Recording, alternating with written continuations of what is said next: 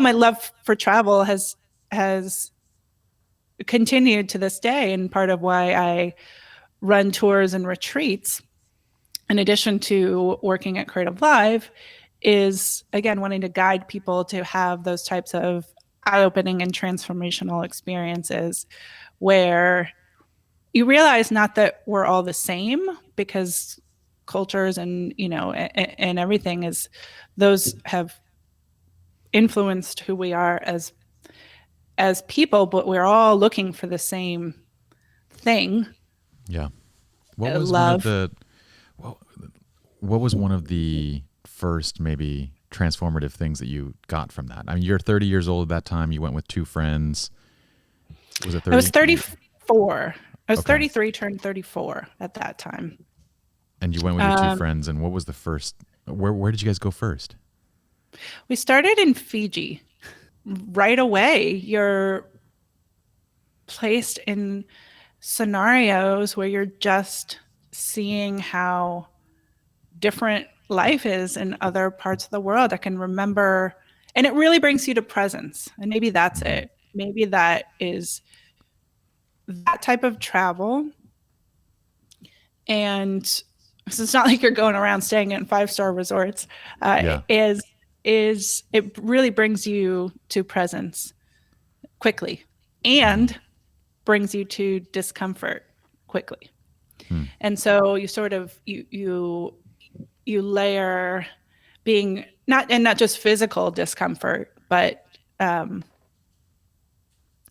we stayed in a lot of not nice places. Dives. But yes, uh, but so not just the physical discomfort, but the sort of you are literally out of your comfort zone, places where you don't speak the language, having to figure things out. This is before you had your smartphone. I mean, we had no phone. We were going to internet cafes where you Yeah. pay like $5 an hour, which was our budget for a day, or maybe depending on the country. So it's very different. You learn to anyhow, I was thinking about like envisioning the scenario of just sitting on a boat, going from one little island to another, Yeah. and going into and observing this church service, um, and standing in the back of it, and just again, like feeling present, feeling privilege to be able to experience and bear witness to other cultures, and other ways of life, which really kind of just puts you in a different place. Seeing how people, again, being somebody who feels very privileged in the way that I was, where I'm from, and yet seeing the generosity of people, the generosity of people who often don't have as much in Yeah. terms of, if you think financially or opportunity wise or what have you. The importance of family to people, understanding what the US or Western culture prioritizes is somewhat flawed.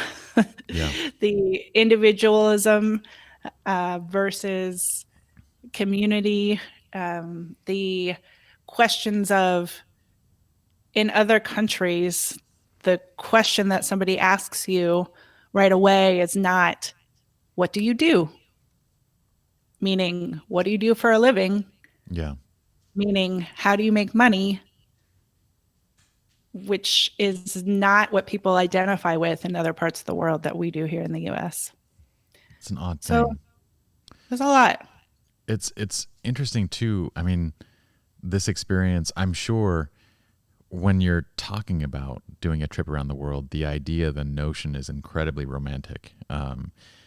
You have certain pictures that come to your mind. And when you're arriving to these locations and you're dealing with the actual real world scenarios, the problems, the divey motels, hotels, whatever places that you're staying, the budgets, everything, that's a lot to take in. But what's interesting too is that you chose to do it with two friends. And I feel like you learn a lot about each other very quickly when you start seeing how each other responds to stressful stimuli.